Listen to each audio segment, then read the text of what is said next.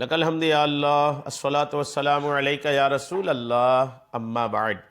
سلسلہ ہے تذکرہ اسلاف کا اس مبارک بابرکت پر از رحمت سلسلے میں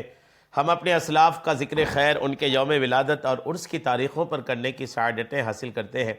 آج جس عظیم الشان شخصیت کا ہم ذکر خیر کرنے جا رہے ہیں وہ ہیں امام اجل عارف باللہ حضرت سیدنا شیخ ابو طالب مکی رحمۃ اللہ تعالی علیہ۔ آج آپ کا ذکر خیر ہم اس مناسبت سے کرنے جا رہے ہیں کہ 17 جمادی الاخریٰ 386 ہجری کو حضرت کے وصال کی تاریخ ہے۔ آپ صاحب قوت القلوب ہیں۔ قوت القلوب آپ کی وہ تصنیف جو شورۂ آفاق تصنیف ہے، وہ کتاب جس سے امام غزالی جیسی شخصیت نے تصوف میں فائدہ حاصل کیا۔ اعلیٰ حضرت رحمۃ اللہ علیہ نے جس کتاب کے حوالہ جات کو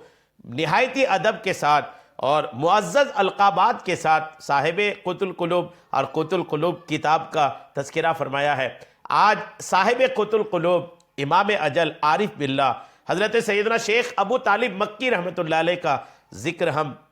کرنے کی سعادتیں حاصل کر رہے ہیں۔ ہمارا موضوع ہے شیخ ابو طالب مکی کے اوصاف حمیدہ، آپ کی خوبیاں ہم آپ کو آج سنانے کی سعادتیں حاصل کر رہے ہیں۔ آپ توجہ کے ساتھ سماعت فرمائیے۔ حضرت سیدنا شیخ ابو طالب مکی رحمۃ اللہ علیہ اہل سنت والجماعت کے عظیم بزرگان دین میں سے ہیں،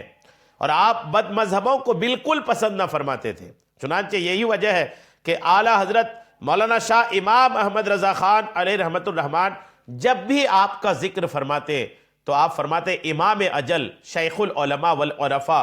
اور سیدی وغیرہ جیسے القابات سے اعلیٰ حضرت یاد فرماتے تھے۔ آپ رحمۃ اللہ علیہ کے اہل سنت و جماعت کے مذہب پر ہونے اور بد مذہبوں کو پسند نہ کرنے کی ایک بڑی دلیل یہ بھی ہے کہ آپ رحمۃ اللہ علیہ کے دور میں چونکہ باطل فرقے سیاسی طور پر کافی مضبوط ہو چکے تھے، اگرچہ عباسی خلفاء تو اہل سنت و جماعت سے تعلق رکھتے تھے مگر چند امراء و سلاطین بد مذہب تھے۔ چنانچہ آپ نے بد مذہبیت کے خلاف علم جہاد بلند کیا اور زبان و قلم سے ہمیشہ عقائد اہل سنت کی ترجمانی کی۔ آپ ماہی بدعت بھی تھے۔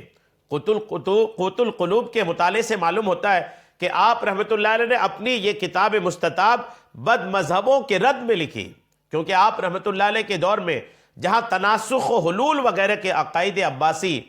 وزیر معز الدولہ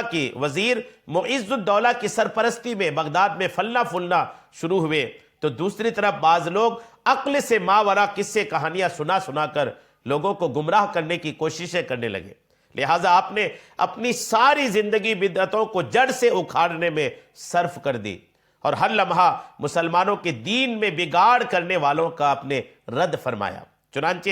قوت القلوب میں ایک مقام پر آپ فرماتے ہیں کہ جمعہ کے دن جب کوئی شخص علم کی مجلس میں حاضر نہ ہو سکے تو اس کا نماز پڑھتے رہنا اور اللہ عز و جل کے دین میں غور و فکر کرنا قصہ گوئی کی محفل میں شریک ہونے اور قصے کہانیاں سننے سے زیادہ پاکیزہ ہیں، کیونکہ علماء کرام رحمہم اللہ السلام کے نزدیک قصہ گوئی ایک بدعت ہے، اور وہ قصہ گو افراد کو جامع مسجد سے نکال کر باہر کیا کرتے تھے۔ جیسا کہ مروی ہے کہ حضرت سیدنا ابن عمر رضی اللہ تعالی عنہما ایک دن مسجد میں اپنی مخصوص نشست کے پاس آئے تو وہاں ایک قصہ گو کو قصہ سناتے ہوئے پایا، لہٰذا اس سے ارشاد فرمایا کہ میرے بیٹھنے کی جگہ سے اٹھ جا، لیکن اس نے کہا میں نہیں اٹھوں گا، میں اس جگہ بیٹھ چکا ہوں، یا پھر اس نے یہ کہا کہ میں آپ سے پہلے بیٹھ چکا ہوں۔ راوی کہتے ہیں کہ حضرت سیدنا ابن عمر رضی اللہ تعالی عنہما نے سپاہی بلا کر اسے اس جگہ سے اٹھا دیا۔ پس اگر قصہ گوئی سنت ہوتی تو حضرت سیدنا ابن عمر رضی اللہ تعالی عنہما اس قصہ گو کو کبھی اس جگہ پر بیٹھنے کے بعد اٹھانا جائز نہ سمجھتے، بالخصوص اس صورت میں جبکہ وہ آپ سے پہلے اس جگہ بیٹھ چکا تھا۔ اور یہ کیوں کر ہو سکتا ہے؟ حالانکہ آپ سے ہی سرکار والا تبار ہم بے کسوں کے مددگار علیہ السلام کا یہ فرمان عالی شان مروی ہے کہ تم میں سے کوئی بھی اپنے بھائی کو اس کی جگہ سے اٹھا کر خود اس جگہ نہ بیٹھے بلکہ وسعت اور کشادگی اختیار کرو۔ حضرت سیدنا شیخ ابو طالب مکی رحمۃ اللہ علیہ نماز جمعہ کے لیے جلدی جانے کے متعلق اسلاف کے حوالے سے بیان فرماتے ہیں کہ بعض بزرگ تو نماز جمعہ کے لیے شب جمعہ جامع مسجد میں بسر کیا کرتے تھے، اور کچھ تو ایسے بھی تھے جو الحمدللہ ہفتے کی رات بھی جامع مسجد ہی میں بسر کیا کرتے تاکہ جمعہ کی مزید برکتیں بھی نصیب ہوں۔ اکثر اسلاف جمعہ کے دن نماز فجر جامع مسجد میں ادا کرتے اور پھر وہیں بیٹھ کر نماز جمعہ کا انتظار کرتے رہتے تاکہ جلدی آنے کے سبب پہلی ساعت پانے کا اجر و ثواب حاصل کر سکیں، اور اس لیے بھی کہ قرآن کریم ختم کر سکے، جبکہ عوام الناس اپنے محلے کی مساجد میں نماز فجر ادا کرتے اور پھر جامع مسجد کا رخ کرتے۔ چنانچہ منقول ہے کہ سب سے پہلی بدعت اسلام میں یہ پیدا ہوئی کہ جامع مسجد میں جلدی جانا لوگوں نے چھوڑ دیا۔ مزید فرماتے ہیں کہ ہم جمعہ کے دن سحری کے وقت اور نماز فجر کے بعد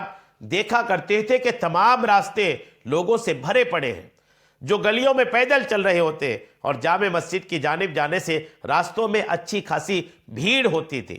جیسا کہ آج کل عید کے دنوں میں ہوتا ہے۔ یہاں تک کہ یہ عمل کم ہوتا گیا اور جیسے لوگ اسے جانتے ہی نہ ہو اور پھر اسے مکمل طور پر چھوڑ دیا گیا۔ کیا آپ کو اس بات سے حیا نہیں آتی کہ ذمی لوگ آپ کے جامع مسجد جانے سے پہلے صبح سویرے اپنے عبادت خانوں کا رخ کرتے ہیں؟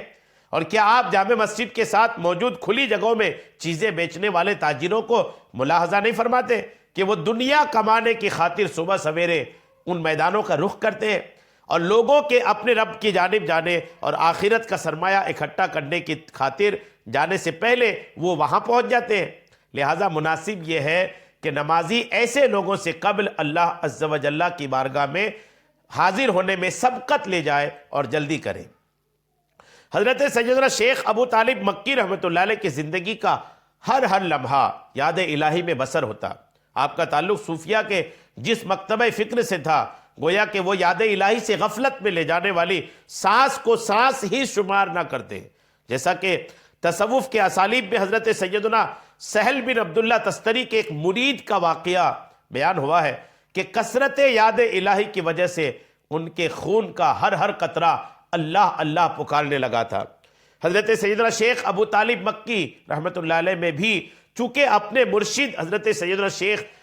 سہل بن عبداللہ تستری علیہ رحمہ کی تربیت کی جھلک موجود تھی، جس کی وجہ سے آپ رحمۃ اللہ علیہ نے نہ صرف دن رات کو اپنے اوراد و وظائف وغیرہ کے لیے مختص کر رکھا تھا، بلکہ راہ سلوک پر چلنے والوں کو بھی وقت کی اہمیت کا احساس آپ دلاتے رہتے تھے۔ قوت القلوب میں کئی مقامات پر اس کی مثالیں موجود ہیں۔ چنانچہ ایک مقام پر آپ فرماتے ہیں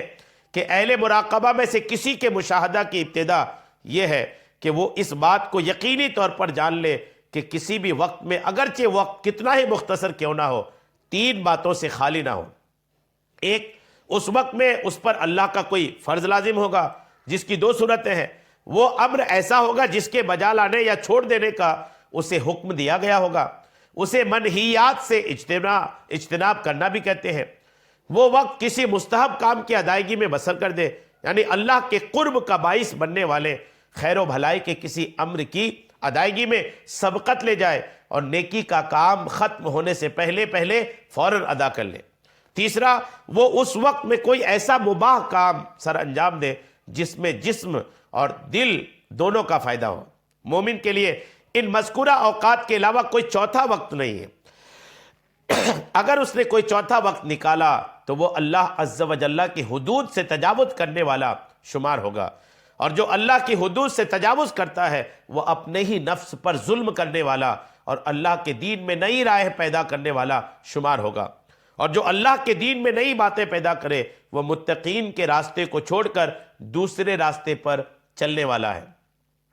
حضرت سیدنا شیخ ابو طالب مکی رحمۃ اللہ علیہ چونکہ حضرت سیدنا شیخ ابو الحسن بن سالم کے واسطے سے حضرت سیدنا شیخ ابو محمد سہل تستری رحمۃ اللہ علیہ کے اسلوب طریقت سے وابستہ تھے، جس کا آپ رحمۃ اللہ علیہ نے قوت القلوب میں کئی مقامات پر اظہار بھی فرمایا ہے۔ چنانچہ ایک مقام پر حضرت سیدنا شیخ ابو محمد سہل تستری رحمۃ اللہ علیہ کا قول کچھ یوں نقل کرتے ہیں۔ آپ لکھتے ہیں کہ ایمان کی علامت محبت باری تعالیٰ ہے،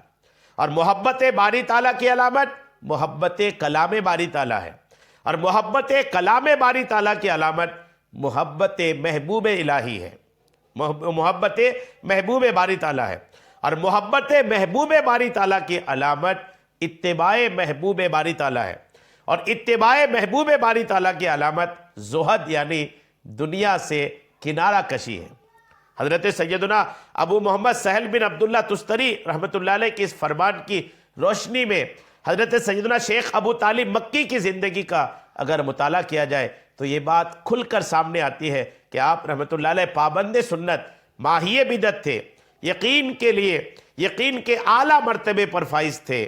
اور اللہ عز و جل اور اس کے کلام کی محبوب باری تعالیٰ اور آپ کی سنتوں کی محبت آپ کے دل میں کوٹ کوٹ کر کے بھری ہوئی تھی۔ اسی وجہ سے آپ رحمۃ اللہ علیہ کو